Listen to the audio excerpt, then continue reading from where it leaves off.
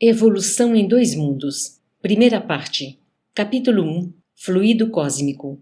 Plasma divino. O fluido cósmico é o plasma divino, hausto do Criador, ou força nervosa do Todo Sábio. Nesse elemento primordial, vibram e vivem constelações e sóis, mundos e seres, como peixes no oceano. Co-criação em plano maior. Nessa substância original, ao influxo do próprio Senhor Supremo, operam as inteligências divinas a ele agregadas, em processo de comunhão indestrutível, os grandes devas da teologia hindu ou os arcanjos da interpretação de variados templos religiosos, extraindo desse hálito espiritual os celeiros da energia com que constroem os sistemas da imensidade, em serviço de cocriação em plano maior, de conformidade com os desígnios do Todo Misericordioso, que faz deles agentes orientadores da criação excelsa. Essas inteligências gloriosas tomam o plasma divino e convertem-no em habitações cósmicas de múltiplas expressões, radiantes ou obscuras, gaseificadas ou sólidas, obedecendo a leis pré-determinadas, quais moradias que perduram por milênios e milênios, mas que se desgastam e se transformam por fim, de vez que o espírito criado pode formar ou cocriar, mas só Deus é o Criador de toda a eternidade.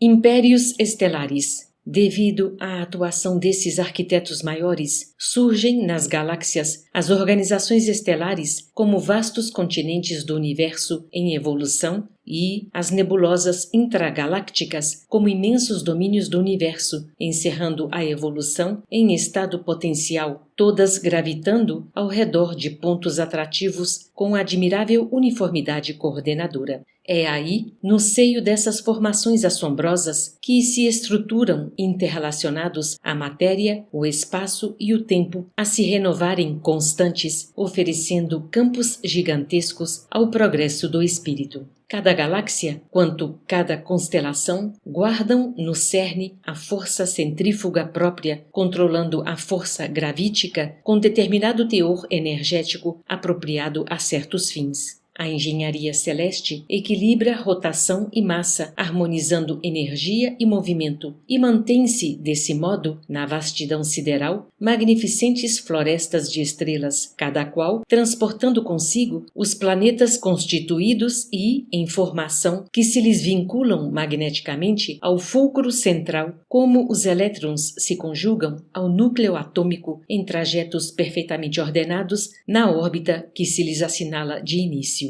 Nossa galáxia. Para idearmos, de algum modo, a grandeza inconcebível da criação, comparemos a nossa galáxia à grande cidade, perdida entre incontáveis grandes cidades de um país cuja extensão não conseguimos prever. Tomando o Sol e os mundos, nossos vizinhos, como apartamentos de nosso edifício, reconheceremos que, em derredor, repontam outros edifícios em todas as direções. Assestando instrumentos de longo alcance da nossa sala de estudo, perceberemos que nossa casa não é a mais humilde, mas que inúmeras outras lhe superam as expressões de magnitude e beleza. Aprendemos que, além de nossa edificação, salientam-se palácios e arranha-céus como Betelgeuse, no distrito de Orion, Canopus, na região do navio Arcturus, no conjunto do Boero, Antares, no centro do Escorpião, e outras muitas residências senhoriais, imponentes e belas, exibindo uma glória perante a qual todos os nossos valores se apagariam.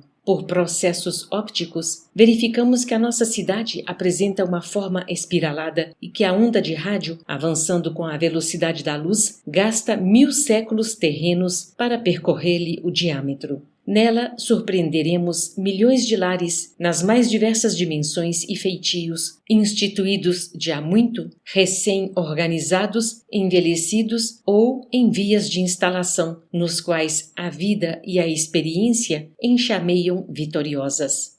Forças atômicas. Toda essa riqueza de plasmagem nas linhas da criação ergue-se à base de corpúsculos sob irradiações da mente, corpúsculos e irradiações que, no estado atual dos nossos conhecimentos, embora estejamos fora do plano físico, não podemos definir em sua multiplicidade e configuração, porquanto a morte apenas dilata as nossas concepções e nos aclara a introspecção, iluminando-nos o senso moral, sem resolver, de maneira absoluta, os problemas que o universo nos propõe a cada passo com os seus espetáculos de grandeza. Sob a orientação das inteligências superiores, congregam-se os átomos em colmeias imensas e, sob a pressão, espiritualmente dirigida, de ondas eletromagnéticas, são controladamente reduzidas às áreas espaciais intratômicas sem perda de movimento, para que se transformem na massa nuclear adensada de que se esculpem os planetas, em cujo seio as mônadas celestes encontrarão adequado berço ao desenvolvimento. Semelhantes mundos servem à finalidade a que se destinam por longas eras consagradas à evolução do espírito, até que, pela sobrepressão sistemática, sofram o colapso atômico pelo qual se transmutam em astros cadaverizados. Essas esferas mortas, contudo, volvem a novas diretrizes dos agentes divinos que dispõem sobre a desintegração dos materiais de superfície, dando ensejo a que os elementos comprimidos se libertem através de explosão ordenada, surgindo novo acervo corpuscular para a reconstrução das moradias celestes, nas quais a obra de Deus se estende e perpetua em sua glória criativa. Luz e calor. Os mundos ou campos de desenvolvimento da alma, com as suas diversas faixas de matéria em variada expressão vibratória, ao influxo ainda dos tutores espirituais, são acalentados por irradiações luminosas e caloríficas, sem nos referirmos às forças de outra espécie que são arrojadas do espaço cósmico sobre a Terra e o homem, garantindo-lhes a estabilidade e a existência. Temos, assim, a luz e o calor, que, teoricamente, classificamos entre as irradiações nascidas dos átomos supridos de energia. São estes que, excitados na íntima estrutura, despedem as ondas eletromagnéticas. Todavia, não obstante tatearmos com relativa segurança as realidades da matéria, definindo a natureza corpuscular do calor e da luz, e, embora saibamos que outras oscilações eletromagnéticas se associam insuspeitadas por nós, na vastidão universal, aquém do infravermelho e além do ultravioleta, completamente fora da zona de nossas percepções, confessamos com humildade que não sabemos ainda, principalmente